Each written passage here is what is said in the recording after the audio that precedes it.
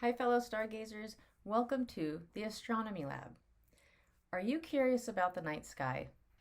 Join me, Amy Jackson, and I'll guide you as you learn how to connect with the cosmos. I've been teaching outdoor experiential astronomy to kids and adults since 2009 through Starry Sky Austin and now the Astronomy Lab. I'm a certified science teacher and I have a master's in science teaching specializing in earth and space science. I'm also the author of the children's book Cassandra and the Night Sky. In observational astronomy for beginners, you'll learn how to use a telescope to find deep sky objects. You'll learn about the different types of telescopes, how telescopes work, how to align your finder scope, how to use different eyepieces, how to focus an object, and how to find deep sky objects with your telescope.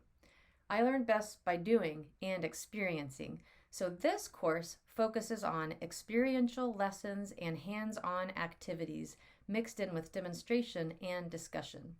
We'll be using astronomical tools such as star wheels and astrolabes to measure the position of celestial objects and use different materials to model the sun, earth, moon systems. I look forward to sharing my love of astronomy with you. See you under the stars.